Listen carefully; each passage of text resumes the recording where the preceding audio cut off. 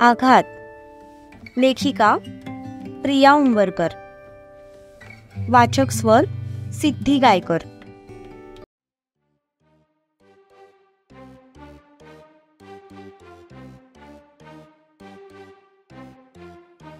मामाश्री, तब्येत बरी आहे ना तुमची? शिवाने विचारलं. हो, मग मी अगदी ठणठणीत आहे. बोला, आज कशी काय आठवण केलीत? दिवाकर मामांचा शांत आवाज शिवाच्या पचनीच पडत नव्हता. त्यांचं ते चिडचिड करणं तो खूप मिस करत होता. तुम्ही आज जेवणात गुळाची भेली खाल्ली की काय? शिवाने विचारलं. तसं इकडे दिवाकर रावांच्या चेहऱ्यावर हसू उमटलं. कशासाठी फोन केलायत मला ते कळू शकेल का? दिवाकर राव म्हणाले. काय नाही, असंच तुमची आठवण आली होती म्हणून केला. अच्छा, बरं झालं केलात. मला तुमच्याशी थोडं महत्वाचं बोलायचं होतं. माझ्याशी? ते पण महत्वाचं? आता तर मला खात्री झाली की कोणीतरी दिवाकर मामाला किडनॅप करून त्याच्या जागी हा डमी नेऊन ठेवलाय. आईला याची कल्पना द्यायलाच हवी. शिवा मनातच म्हणाला. काय बोलायचं होतं? लग्न कराल माझ्या राधाशी? दिवाकर एक दीर्घ श्वास घेऊन म्हणाले. पण हे ऐकून शिवाचा हात आपोआप त्याच्या छातीवर गेला. आपल्याला कधीही हार्ट अटॅक येईल अशी त्याची अवस्था झाली होती. म्हाताऱ्याला वेड तर नाही ना लागलं? शिवा मनातच म्हणाला. काय झालं जावई? अहो बोला की काहीतरी. पण सध्या शिवा जबरदस्त धक्क्यात गेला होता. एका क्षणात त्याच्या समोर एक लाईव्ह चित्र उभं राहिलं, ज्याच्यामध्ये दिवाकर मामा जबरदस्ती त्याचं लग्न राधा सोबत लावतात. आणि ते बघून सूर्या एका कोपऱ्यात मोठमोठ्याने टाहो फोडतोय, तर दुसऱ्या बाजूने तारा हातात बॉक्सिंग ग्लव्स घेऊन मंडपाच्या दिशेने चालत येते. जावई, अहो बोला की. दिवाकर पुन्हा म्हणाले. तेव्हा कुठे तो दचकून भानावर आला. मामाश्री, तुम्ही आज गोळ्या घ्यायचे विसरलात का हो? मला फक्त बीपीची गोळी चालू आहे, जी मी सकाळचं खातो. एकतर याला वेड लागलाय, नाहीतर हा मला उल्लू बनवतोय. एक मिनिट, आत्ता माझ्या लक्षात आलंय. सूर्या म्हणत होता तेच खरंय. हा मामा त्या दोघांना रंगे हात पकडण्याचा प्लॅन करतोय आणि त्यासाठी माझा वापर करतोय. मेणपत्ती मामा, शिवा के होते हुए तुम्हारा प्लान कभी कामयाब नहीं हो सकता. काय झालं जावई? बोलती बंद का झाली तुमची? नाही हो मामाश्री, आमची बोलती बंद करणारा अजून जन्माला यायचाय.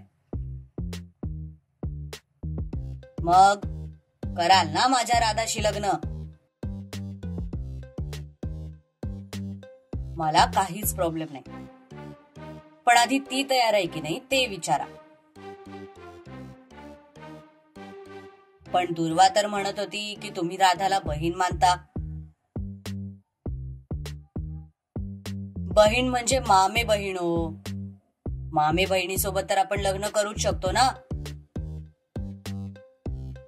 ठीक आहे, मग माझी काही एक हरकत नाही.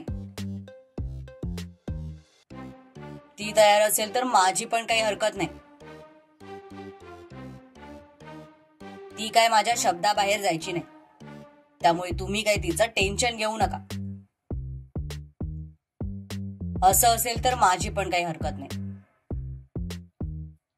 शिवा सूर्याचं सगळं गंडांतर स्वतःच्या अंगावर घेत म्हणाला, पण त्याचं हे एक खोटं त्याला किती महागात पडणार आहे याची बिचाऱ्याला कल्पना सुद्धा नव्हती. ठीक आहे, बघतो मी पुढे काय करायचं ते. शुभरात्री. असं म्हणत दिवाकर मामाने फोन कट करून टाकला.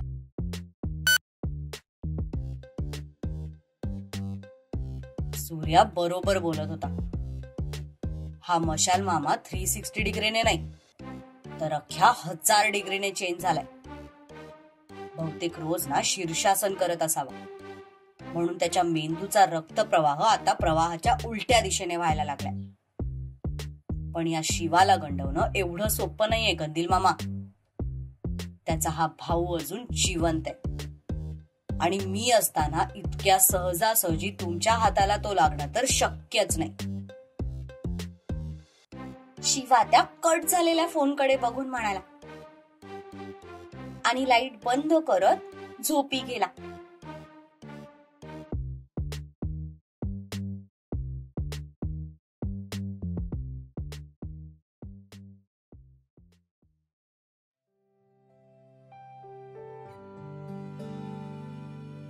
दुसरे दिवशी सकाळी.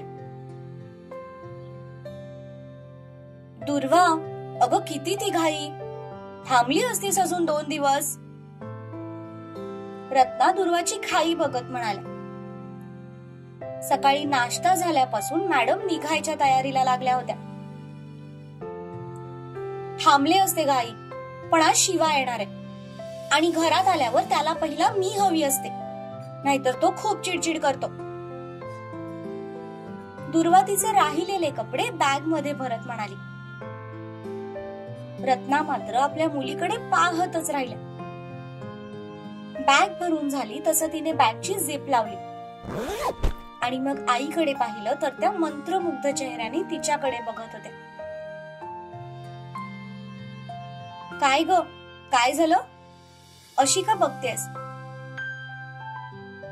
काही नाही, माझी मुलगी इतकी मोठी कधी झाली ते कळलंच नाही. जी इतके दिवस आई आई करत माझ्या मागे फिरायची, आज तिलाच आई होताना पाहते. हो, कारण आईची आपल्या आयुष्यात काय किंमत असते हे मला लग्न करून गेल्यावर समजलं. मी निदान तुला भेटायला तरी येऊ शकते, तुझ्याकडून लाड करून घेऊ शकते, तुझ्या मांडीवर डोकं ठेवून झोपू शकते. पण त्या दोघांच्या नशिबात तर ते सुख सुद्धा नाही. दिसायला फक्त धिप्पाड आहेत ते दोघे, पण मनाने खूप निरागस आहेत, अगदी लहान इनोसेंट बाळासारखे.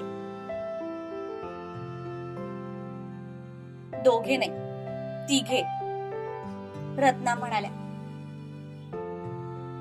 आईची गरज फक्त त्या दोघांनाच नाहीये, तर सत्यजितला सुद्धा आहे. बायको म्हणून वावरताना कधी कधी त्यांनाही आई म्हणून थोडं समजून घेत जा.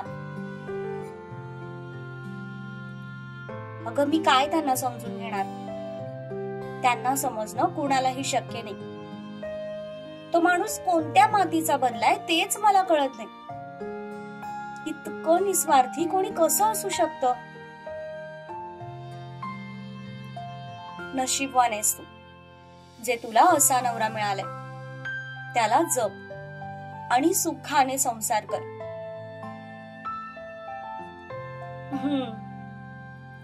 बरं आई, मी बाबांना भेटून येते. असं म्हणत दुर्वाने बेडवर टाकलेली तिची ओढणी गळ्यात टाकली आणि बाहेर निघून गेली.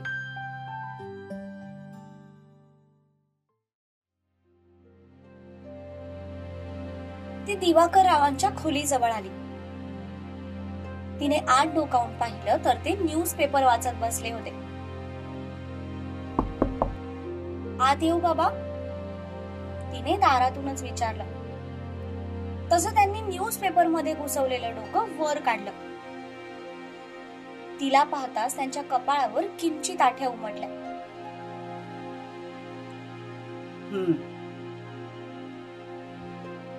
ते मी आज सासरी जाते. कोण येणार आहे न्यायला? सत्यजित. ठीक आहे. बाबा, आय एम सॉरी. कशासाठी? ते परवा रागाच्या भरात मी थोडं जास्तच बोलून गेले, त्यासाठी सॉरी. बाबा, कदाचित तुम्हाला वाटलं असेल की मी फक्त त्यांची बाजू घेऊन बोलते, पण मला तुमची पण तितकीच काळजी आहे. भूतकाळातल्या आठवणींमध्ये तुम्ही स्वतःला असं काही गुरफटून घेतलं होतं की त्याचा तुम्हाला जास्त त्रास होत होता, आणि मी माझ्या बाबांना असं त्रासात नाही बघू शकत. बाबा, तुम्हाला असं वाटतं ना की तुमची मुलगी पहिल्यासारखी नाही राहिली, पण असं काहीही नाहीये. मी अजून पहिल्यासारखीच आहे. फक्त फरक एवढाच आहे की पहिला जर माझ्या डोळ्यांसमोर काही चुकीचं घडलं तर मी त्या पद्धतीने रिॲक्ट व्हायचे. त्यामुळे कदाचित माझा स्वभाव सगळ्यांना तापट वाटायचा. पण आता माझ्या अवतीभोवती असलेली माणसं माझ्यावर इतकं प्रेम करतात की मला कुणावर रागवायची गरजच पडत नाही. त्यामुळे माझ्यातला तो तापट स्वभाव कुठेतरी आत दडून बसलाय. मी अजूनही त्याच संस्कारावर चालते जे माझ्या बाबांनी माझ्यावर केलेत, की चुकीचं काही सहन करायचं नाही. आणि जर आपण बरोबर आहोत याची आपल्याला खात्री असेल तर समोर कोण आहे हे न बघता त्याला आपली बाजू समजावून सांगायची. म्हणून तू मीच शिकवलेला धाडा मलाच गिरवून दाखवलास. तसं नाहीये बाबा. तसंच आहे. तुला माहितीये दुर्वा, परवापासून एक गोष्ट मनात चलतेय माझ्या. कुठली गोष्ट? हीच की मी माझ्या दुर्वाला जसं कणखर बनवलं तसं माझ्या बहिणीला का बनवू शकलो नाही. प्रसंग तर माझ्याही मुलीवर ओढवला होता, पण तिने हार नाही मानली. त्यातून ती खंबीरपणे उभी राहिली. वेळोवेळी तिने स्वतःला प्रूव्ह केलं. हिम्मत ठेवून सगळ्या गोष्टींमधून मार्ग काढला. मग यातलीच थोडी हिम्मत मी माझ्या बहिणीला का देऊ शकलो नाही? त्याच्याही पलीकडे जाऊन याच गोष्टीचं वाईट वाटतंय की मी माझ्या बहिणीला समजून घ्यायला कुठेतरी कमी पडलो. तेव्हा जर मी तिच्याशी फ्रीली बोलत असतो तर तिने घडलेल्या सगळ्या गोष्टी मोकळेपणाने मला सांगितल्या असत्या. पण ती घाबरली. समाजाला काय तोंड द्यायचं या भीतीने तिने हार मानली, आणि त्यातूनच तिने एवढं मोठं पाऊल उचललं. तिने मला सांगितलं असतं तर मी संपत पाटीलशी संपर्क साधला असता, त्याच्याशी बोललो असतो आणि कदाचित तेव्हाच सगळे गैरसमज मिटले असते. पण तिने जग सोडण्याची घाई केली आणि मी सगळे आरोप त्या माणसावर लावून मोकळा झालो. बरोबर बोललीस तू. मी फक्त तिने जे सांगितलं त्यावरच विश्वास ठेवला. त्यावेळी नेमकं काय घडलं होतं याची शहानिशा केलीच नाही. केली असती तर कदाचित माझ्या मनातले गैरसमज तेव्हाच मिटले असते. असो, आता मी ठरवले, झालेल्या गोष्टींचा विचार करायचा नाही. भूतकाळात जे काही घडलं ते घडलं, पण मला आता वर्तमान काळात त्या पुन्हा चुका करायच्या नाही. तुला नेहमी तक्रार असते ना की मी तुझ्या सासरच्यांना इज्जत देत नाही, तुझ्या नवऱ्याला इज्जत देत नाही. पण इथून पुढे असं काहीही होणार नाही. तुझ्या माणसांना ती सगळी रिस्पेक्ट मिळेल ज्याचे ते हकदार आहेत.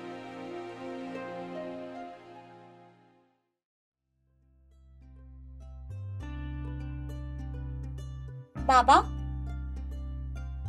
तिच्या डोळ्यात तर पाणी आलं.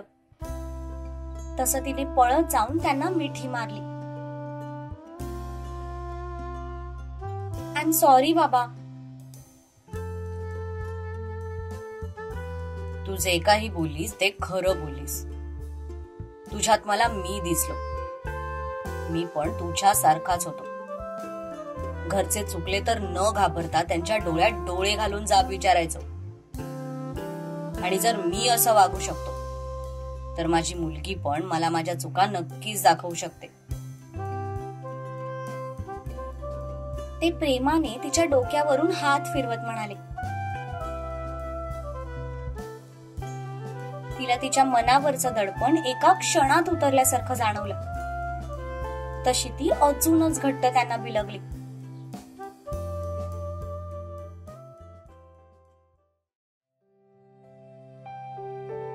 अरे वा, बाप लेक मिलाप चालू आहे वाटतं इथे. रत्ना चहाचा कप आत घेऊन येत म्हणाल्या. बघ नाही, मला तर बाबांनी अजून असं एकदा पण जवळ घेतलं नाही. लग्न झाल्यानंतर जर इतकं प्रेम मिळत असेल ना तर माझं पण करून टाका. राधा भावनेच्या भरात बोलून गेली. पण समोर बाबा आहेत हे लक्षात येताच तिची बोबडीच वळली. ती घाबरलेल्या नजरेने त्यांच्याकडे बघू लागली. बाबा, तिला ना लग्नाची खूप घाई लागलीये. तसही 2-3 महिने राहिले तिचे आता. मी तर म्हणते आत्तापासूनच मुलगा बघायला सुरुवात करू आणि उन्हाळ्यातच हिचं उरकून टाकू. राधा, सॉरी बाबा, ते चुकून तोंडातून निघून गेलं. इकडे ये, ते जरबी आवाजात म्हणाले.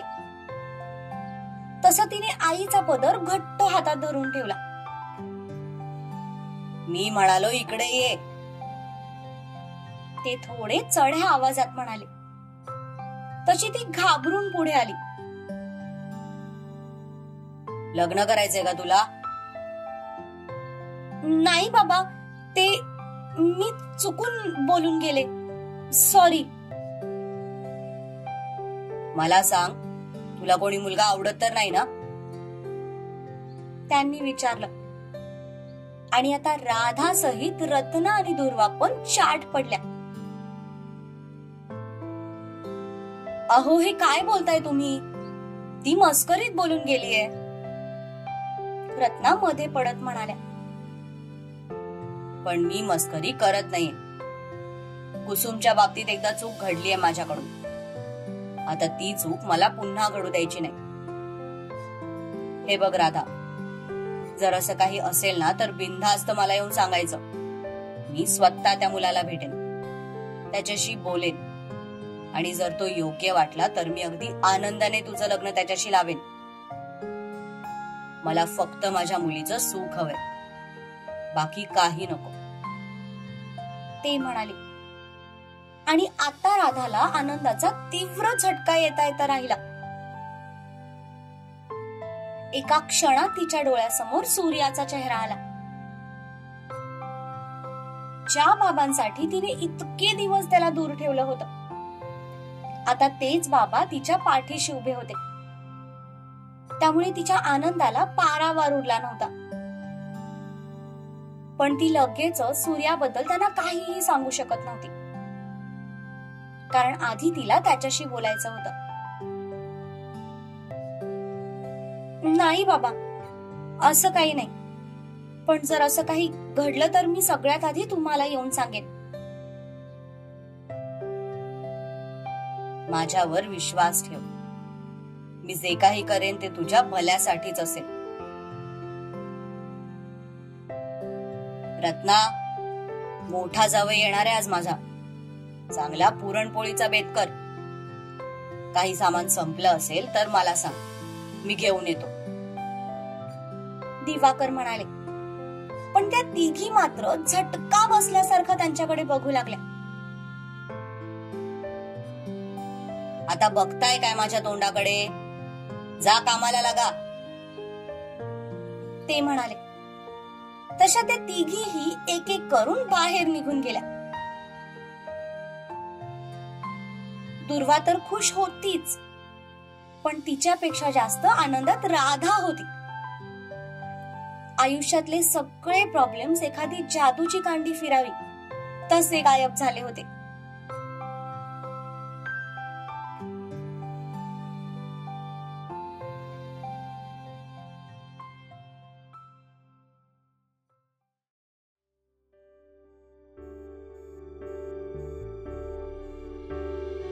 हुश, झालं बाबा एकदाचं सगळं सामान पॅक. शिवा भरलेल्या बॅग कडे बघून सुस्कारा सोडत म्हणाला, शिव. असं म्हणत तारा दारातून पळत आत आली आणि तिने त्याच्या अंगावर झेप टाकली. तसं त्याने तिला मिठीत कैद केलं. मागच्या जन्मात तू काय माकडी नव्हतीस का ग? बघावं तेव्हा अंगावर उड्या मारत असतेस. तो तिला घेऊन गोल फिरत म्हणाला. पण हे ऐकताच ती लगेच त्याच्यापासून बाजूला झाली आणि तिने हाताची मूठ वळवत एक जोरदार पंच त्याच्या पोटात घातला. तसा तो कळवळून जागेवर खाली बसला.